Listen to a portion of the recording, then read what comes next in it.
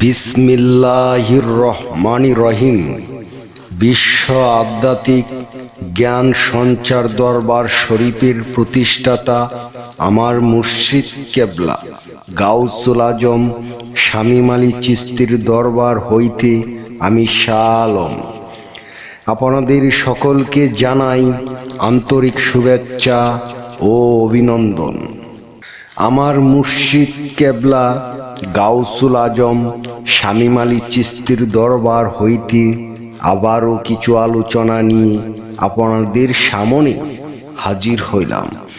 আশা করি সকলে ভালো আছেন এবং সকলেই মনোযোগ সহকারী এবং ধৈর্য সহকারী শুরু থেকে শেষ পর্যন্ত সম্পূর্ণ আলোচনাটি শুনুন।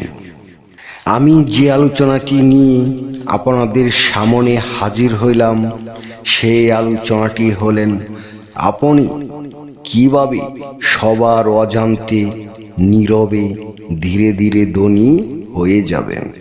এই নিয়ে কিছু তত্ত্ব আলোচনা করিব, তাই সকলেই মনোযোগ সহকারী এবং ধৈর্য সহকারী শুরু থেকে শেষ পর্যন্ত সম্পূর্ণ আলোচনাটি শুনুন। শুরুতেই বিশ্বের সকল স্তরে লোকদের উদ্দেশ্য করে বলছি, আমার লক্ষ্য আমার মুর্শিদ কেবলা গাউসুল আজম শামীম আলী চিশতির লেখা গ্রন্থের বিষয়বস্তু আপনাদের সামনে উপস্থাপনা করা, যাতে আপনারা সকলেই হাকিকত জানতে পারেন, বুঝতে পারেন এবং হাকিকতের জ্ঞান নিতে পারেন। আমি যে আলোচনাটি নিয়ে আপনাদের সামনে হাজির হইলাম, এই আলোচনাটি আপনাদের জন্য অনেক গুরুত্বপূর্ণ। এই আলোচনার মাধ্যমে আপনারা সকলেই জানতে পারবেন কিভাবে সবার অজান্তে নীরবে আপনি ধনী হয়ে যাবেন। তাই সকলেই মনোযোগ সহকারী এবং ধৈর্য সহকারী শুরু থেকে শেষ পর্যন্ত সম্পূর্ণ আলোচনাটি শুনুন। ধনী হওয়া মানে সবসময় বাহিরে চাকচিক্য বা লোক দেখানো নয়।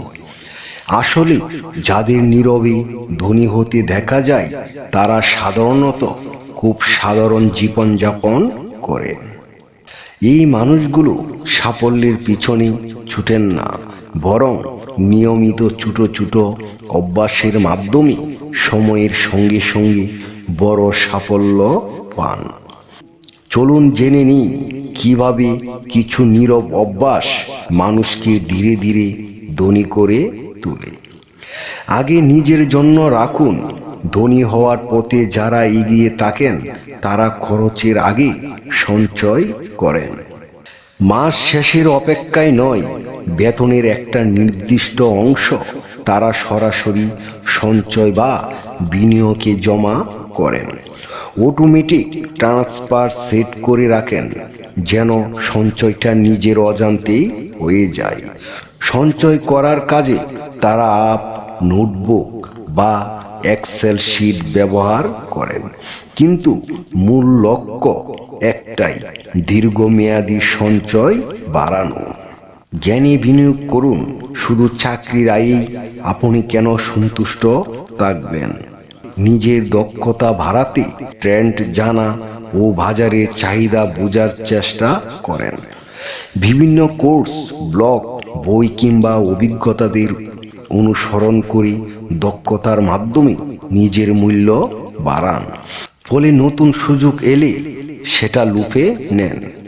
ধৈর্য ধরুন। এই যুগে যেখানে সবকিছু গতিশীল, সেখানেই নীরবে ধনী হওয়া মানুষগুলো অপেক্ষা করতে জানেন। তারা জানেন এখন না কিনে ভবিষ্যতে বিনিয়োগ করলে লাভটা অনেক বড় হতে পারে। নতুন ফোন বা ফ্যাশন আইটেমের বদলে বিনিয়োগে মন দেন। আয়ের উৎস বাড়ান। একটা মাত্র চাকরি ঝুঁকিপূর্ণ হতে পারে, এই সত্যটা সকলেই মেনে নেন। ফ্রিল্যান্সিং, ছোট ব্যবসা, রিয়েল এস্টেট কিংবা বিভিন্ন স্থানে বিনিয়োগ করে নানানভাবে আয় বাড়ান। একটা আয়ের উৎস বন্ধ হলেও অন্যটা যেন চালু থাকে, এতে আর্থিক চিন্তা কম হয়। স্বাস্থ্যকর সামাজিক সম্পর্ক তৈরি করুন, এমন মানুষের সঙ্গে সময় কাটান যারা নিজেও উন্নতিতে আগ্রহী। এতে নতুন নতুন ধারণা, তত্ত্ব বা সুযোগ পেয়ে যাবেন। সবাইকে বদলানো সম্ভব নয়, কিন্তু সঠিক পরিবেশ তৈরি করলে নিজেদের লক্ষ্য ঠিক রাখা সহজ হয়। সাধ্যের মধ্যে জীবনযাপন করুন, দেখানোর জন্য নয়। নীরবে ধনী হওয়া মানুষের গায়ে বিলাসিতার ছাপ থাকে না, বা তারা তাদের সম্পদ দেখিয়ে বেড়ান না। তারা সাধারণ গাড়ি চালান, কম খরচে ঘুরতে যান এবং বাস্তব প্রয়োজনকেই গুরুত্ব দেন। এই অভ্যাস তাদের হাতে অতিরিক্ত অর্থ রাখে, যা ভবিষ্যতে বড় বিনিয়োগে কাজে আসে।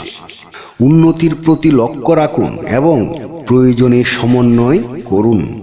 তারা ইনকাম, খরচ, সঞ্চয়, বিনিয়োগ সবকিছুর হিসাব রাখুন। ভুল হলে সেটাও বুঝে দ্রুত ঠিক করেন। মোবাইল অ্যাপ ট্র্যাকিং এর অভ্যাস আর আত্মসচেতন করে তুলুন।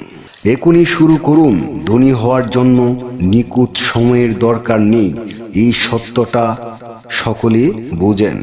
সুযোগ এলেই কাজ শুরু করেন, ছোট হলেও পদক্ষেপ নেন।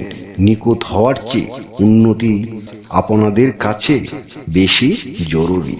ধনী হওয়া মানে বড়সড় কিছু নয়, বরং নিয়মিত ছোট অভ্যাসের চর্চা। নিজেকে প্রাধান্য দেন, শেখার আগ্রহ রাখুন, ধৈর্য ধরেন, আয় বাড়ান, সঠিক পরিবেশে থাকেন, হিসাব রাখেন এবং সুযোগ এলে কাজে লাগান। এই অভ্যাসগুলো আজকে থেকেই শুরু করুন। উপায়গুলো অনুসরণ করে ধীরে ধীরে এগিয়ে যান এক নতুন অর্থনৈতিক ভবিষ্যতের দিকে। আমি যে আলোচনাটি আপনাদের সামনে করেছি, এই আলোচনাটি আপনাদের কাছে কতটুকু ভালো লেগেছে? যদি ভালো লেগে থাকে তাহলে আমাদের এই চ্যানেলটি সাবস্ক্রাইব করে দিবেন। সামনে ভালো ভালো আলোচনাগুলো পেয়ে যাবেন। এবং আপনারা সামনে কী ধরনের আলোচনা চান আমাদেরকে কমেন্টে জানাবেন। আমরা চেষ্টা করিব আপনাদের পছন্দ মতো আলোচনা নিয়ে আসতে। আমার এই আলোচনাটি করতে যাইয়া কথা ভাষা চন্দে যদি কোনো ভুল হইয়া থাকে, সকলেই আমাকে ক্ষমা ও সুন্দর দৃষ্টিতে দেখবেন। সকলেই আমার জন্য দোয়া করিবেন, আমি যেন আপনাদের সামনে ভালো ভালো আলোচনাগুলো নিয়ে আসতে পারি এবং শোনাইতে পারি। সর্বশেষে সকলের চরণে হাত রেখে একটি কথা বলতে চাই, আল্লাহ গোপনেরও গোপন।